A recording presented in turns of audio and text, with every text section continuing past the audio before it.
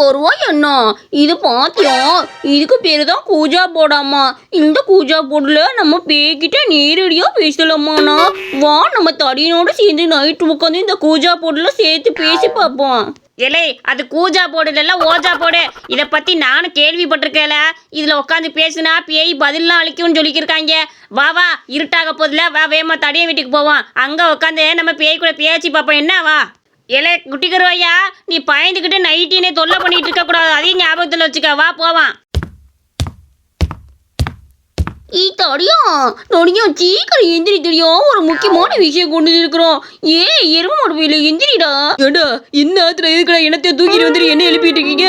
ஆமா, நீங்க 2 பேரும் எப்ப வீட்டுக்குள்ள வந்தீங்க? இப்படி பேய் மாதிரி 2 பேரும் வந்து நிக்கிறீங்க. எப்படா வீட்டுக்குள்ள வந்தீங்க? எப்படி வந்தீங்க? என்ன நாங்க இப்படி வந்ததெல்லாம் இருக்கட்டும். இந்த இதுக்கு பத்தியா, இதுக்கு பேர் தான் ஓஜா போடாமா. இதை வச்சு பேசுனா பேய் பதில் சொல்லுமானே. வா பேய்கிட்ட கொஞ்ச நேரம் உட்காந்து பேசி பார்ப்போம். அது அப்படி என்னதான் சொல்லுதுன்னு எனக்கும் ஆசையா இருக்குது தெரிஞ்சுக்கணும்னு. வானே வானே ஒரே ஒரு தடவை உட்காந்து பேச்சு பார்ப்போம்னே. அமைதியா இருக்க மாட்டேன். நான் விசாரி நிம்மதியா தூக்கிட்டு என்னமோ கொண்டு வந்துட்டு பேயில பேசலாங்கிற அந்த பேய் எதுக்குடா தொல்லை பண்ணிக்கிட்டு இருக்கீங்க இந்நேரத்துல? அது பாட்டுக்கு அங்கிட்டு எடுத்துட்டு போட்டு உங்களுக்கு பேசணும்னா தொண்டு போய் தனியா உட்காந்து சுடுகாட்டில் உட்காந்து பேசுங்க. அதுக்கு நானா கிடைச்சே போகடா முத. எனக்கு கல்யாணம் வேற ஆக போது. நான் கொஞ்சம் பார்த்து இருந்துட்டு இருக்கணும் பாத்துக்க. உன்னைய ஒரு பேய் துரத்துதுன்னு சொன்னேன்ல, கல்யாண பேயின்னு. அந்த பேய்கிட்ட கூட பேசலாம். அந்த பேய் இனிமேல் உன்னை விட்டு வெளியே போயிருக்கிட்ட பேசினேன்னா வானே ஒரு தடவை பேசலாம். வானே ஏன்டா அப்படி பண்ணி தொலைக்கிறீங்க? சரி மேலே உட்காருங்க. அது ஏதாவது பண்ணுச்சுன்னா அப்புறம் நான் ஓடி போயிருவேன் பாத்துக்க. சரி எடுத்து வச்சுட்டு உட்காருங்க. பேய் எங்க தடியனுக்கு கல்யாணம் நடக்குமா நடக்காதா அதை மட்டும் சொல்லு முதல்ல. ஏண்டா உனக்கு முதல் வேற கேள்வியே கிடைக்கலையா? எதுக்குடா என்னைய வச்சு கேள்வி கேட்குற? ஐயோ அது எது ஆகாதுன்னு சொல்லி தொலைச்சிட போதுடா. ஏன்டா அப்படி பண்ற? என்ன அதெல்லாம் சொல்லாதுனே. பேய்கிட்ட பத்தி என்ன விஷயம் பேசணுமோ அதை மட்டும் தான் பேசணும். இதென்ன சாதகமா பார்த்துக்கிட்டு இருக்காங்க. பேசாம இருங்க. வேற கேள்வி எல்லாம் கேட்கலாம். கோஸ்ட், நீ செத்து எவ்வளோ நேரம் ஆச்சுன்னு சொல்லு. நீ எவ்வளோ நேரத்துக்கு முன்னாடி எவ்வளோ நாளைக்கு முன்னாடி நீ செத்தேன்னு மட்டும் எனக்கு சொல்லுப்ப. ஐயோ என்னதுடா இது? காயெல்லாம் தானா நகருது.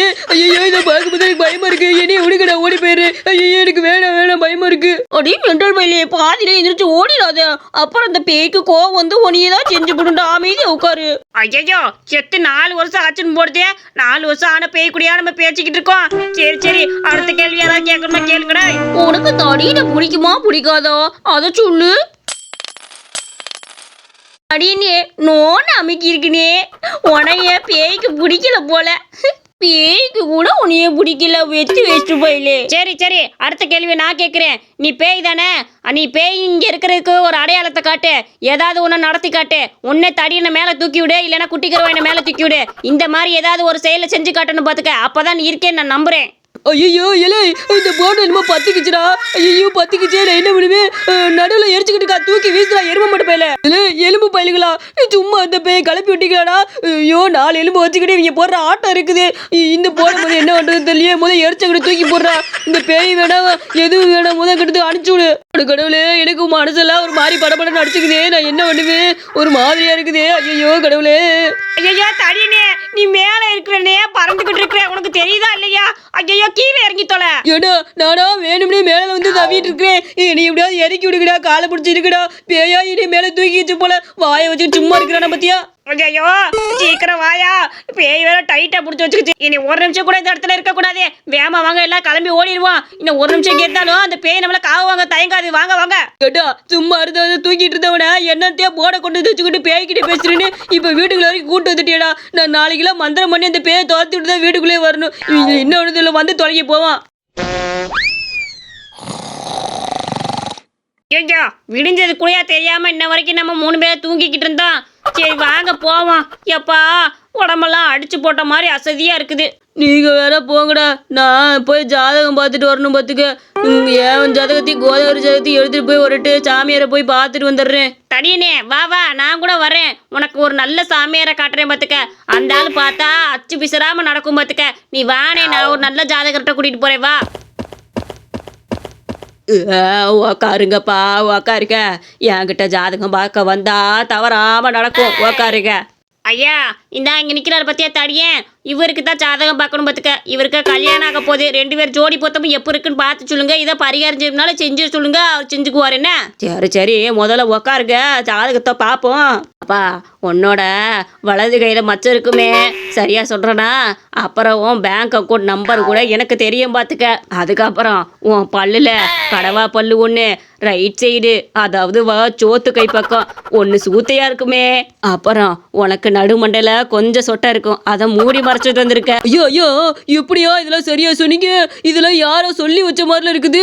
அவ்வளோ அச்சு பிசுறாம சொல்றீங்களேயா? என் அங்க அடையாளம் மொத்தமா சொல்றீங்க. இந்த ஜோதிடர்கிட்ட எதுவும் தப்பாது.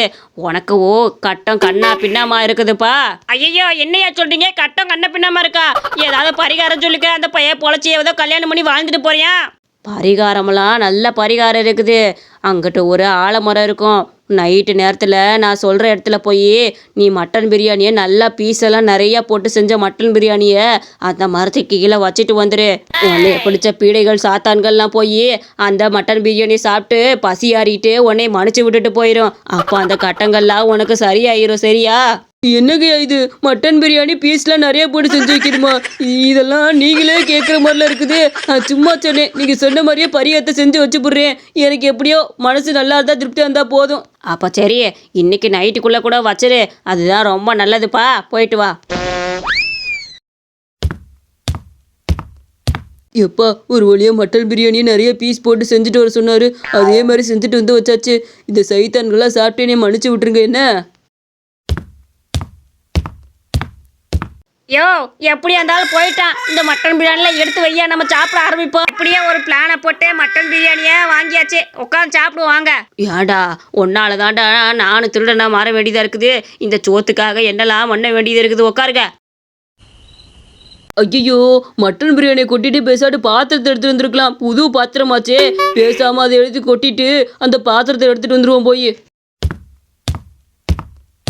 ஒரு கடவுளே, என்ன நடக்குது இங்க சாத்தான்கள் வந்து சாப்பிடணும்னா இந்த 3 சாத்தான்கள் உட்காந்து சாப்பிட்டுக்கிட்டு இருக்குது. அட பாவி பிராடுக்கார பயில்களே, என்ன தைரியம்டா உங்களுக்கு? என்னை மெனக்கட்டு மட்டன் பிரியாணி செய்ய வச்சு நீங்க 3 பேரும் உட்காந்து சாப்பிட்றதுக்கு தான் செய்ய சொன்னீங்களா? சாமியாரு, நீ எவ்வளவு நம்பிக்கையா சொன்ன, அதனால தாண்டா உன் மேல இருக்க நம்பிக்கையில வந்து செஞ்சு கொடுத்து இப்படி நீ காலை வரிட்டியே. ஐயோ, நீ தப்பா புரிஞ்சுக்கிட்ட. நாங்க சாப்பிடல, இதெல்லாம் மந்திரம் பண்ணி யாருக்கு அனுப்பணுமோ அனுப்பிக்கிட்டு இருக்கோம் பாத்துக்க. வேற ஒன்றும் கிடையாது. நாங்க சாப்பிட்டோன்னு பாத்தியா, இந்த தட்டில் போட்டு அனுப்பிக்கிட்டு இருக்கோம். ஆமா, நீ உனக்கு நல்லது பண்ணுந்தா இந்நாத்துல கண்ணு முடிச்சு இங்க வந்தோம். நீ என்னன்னா இப்படி செஞ்சு விட்ட. பூசாரி தான் இந்த விஷயத்தை பத்தி உங்கள்கிட்ட சொல்ல வேணான்னு சொன்னாரு. அட அப்படியாடா, நான் கூட ஒரு நிமிஷத்துல உங்களை தப்பா நினைச்சு விட்டே பாத்துக்க. சரி சரி, நீங்க உட்காந்து வேலையை பார்க்க ஆரம்பிங்க, நான் போயிட்டு வரேன். என்ன? அடடா, உரைக்குதே, தாங்க முடியலையே. ஐயோ ஐயோ, இப்படி கிளவி இப்படி உரப்ப போட்டு வச்சிருக்கேன் இந்த சட்னில. என்னாச்சு? எதுக்கு இந்த கிழவி இப்படி உரப்பா இருக்குது? இந்த தின்னுக்கிட்டு கிடக்குறியா? இவன் வயசுக்கு இந்த இதெல்லாம் தேவையா? பேசாம எந்திரிச்சு போக வேண்டியதானா? நல்லா இல்லைனா? ஏலே, இது ஒரு போட்டி. நான் சுட்டு கொடுக்குற தோசையை நீங்கள் எத்தனை வேணாலும் வாங்கிக்கலாம். ஆனால் ஒரு கப்பு நல்ல கார சட்னி கொடுப்பேன். அந்த சட்னியை மட்டும் நீங்கள் தொட்டு தின்னுட்டிங்கன்னா ஜெயிச்சிருவீங்க. அப்படி இந்த போட்டியில் ஜெயிச்சிட்டிங்கன்னா 1000 ரூபாய் பரிசு கொடுப்பேன். இந்த போட்டியில் நீங்கள் சாப்பிட்ட தோசைக்கு காசும் கொடுக்க வேணாம், ஒன்றும் கொடுக்க வேணாம். அப்படி நீங்கள் தோத்துட்டிங்கன்னா நீங்கள் 1000 ரூபாய் கொடுத்து எவ்வளோ தோசை சாப்பிட்டீங்களோ அத்தனை தோசையும் கொடுத்துட்டு போயிடணும் காசு. கார சட்னினா சாதாரணமாக நினச்சி கூடாது. ஃபுல்லாக மிளகா மட்டுமே போட்டு அரைச்சி வச்சிருப்பேன்ப்பா தம்பி. அது மட்டும் இல்லை, போட்டி முடியிற வரைக்கும் தண்ணி குடிக்க கூடாது. இந்த போட்டிக்கெல்லாம் நானும் சரியா வர மாட்டேன்.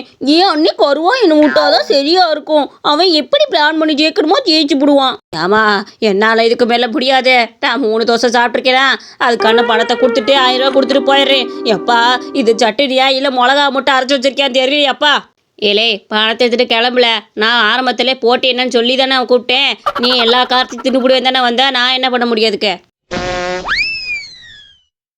ஹலோ அண்ணா, இங்கே ஒரு சில போட்டி நடந்துக்கிட்டு இருக்கு. நீ உடனே கிளம்பி வா. இங்கே இந்த கிளவி ஒரு தோசை சுடு தருமா. நீ எத்தனை தோசை வேணாலும் சாப்பிட்டுக்கலாமா. ஆனால் அது கொடுக்குற பவுலில் இருக்கிற கார சட்னியை மட்டும் ஃபுல்லாக தின்றணுமா, தண்ணி குடிக்க கூடாதாண்ணா.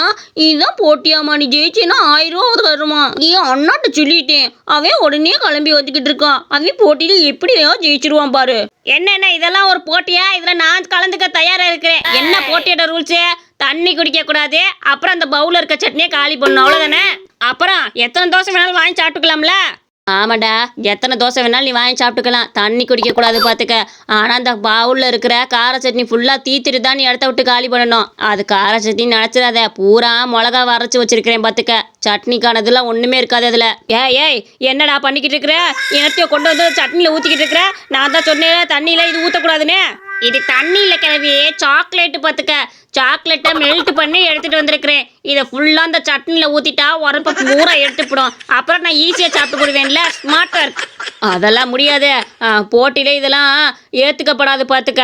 ஏன் ஏற்றுக்கப்படாது? போட்டியோட ரூல்ஸ் இதுதானே, தண்ணி குடிக்கக்கூடாது. அதில் இந்த பவுலில் இருக்க சட்னியை காலி பண்ணின்னு எத்தனை தோசை வேணாலும் வாங்கிக்கலாம் தானே. பேசாம இரு, நான் சாப்பிட்டு முடிக்கிற வரைக்கும் அமைதியாருன்னு. ஐயோ, இந்த கருவாயம்பை எதுக்கு தான் வந்தாதான் ஏதாவது சதி பண்ணி போடுறானே. இப்போ நான் என்ன பண்ணுறது? எல்லாத்தையும் வதக்கு தின்னுக்கிட்டு கிடக்குறானே. கிளவியே போதும், 5 தோசை சாப்பிட்டு விட்டேன். இதுக்கு மேலே அவங்ககிட்ட வாங்கி திக்கிறதுக்கும் மனசு கிடையாது பார்த்துக்க. சட்னி ஃபுல்லாக தீந்துருச்சுல, இனி ஒன்றும் பிரச்சனை கிடையாது. தோசையும் வயிறு நம்பிருச்சு. 1000 ரூபா மட்டும் எடு. இனிமேல் இந்த பக்கட்டே வந்துடாதீங்கடா, தயவு செஞ்சுக்கிட்டு போயிருங்க. என் பொழப்புல கை வைக்கிறதுக்குனே வந்துடுவீங்க பார்த்துக்காங்க. இந்த கதை உங்களுக்கு ரொம்ப பிடிச்சிருந்துச்சுன்னா மறக்காமல் நம்ம அனிமேஷன் ஸ்டோரிஸ் சேனலுக்கு சப்ஸ்கிரைப் பண்ணிக்கோங்க.